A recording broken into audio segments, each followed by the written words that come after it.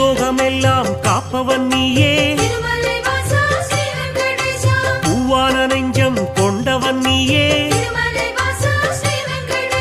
காலங்கள் யாவும் கடந்தவன் நீயே, கைதொழுவோரின் காவலன் நீயே, ஞானத்தை அளந்த நாயகன் நீயே,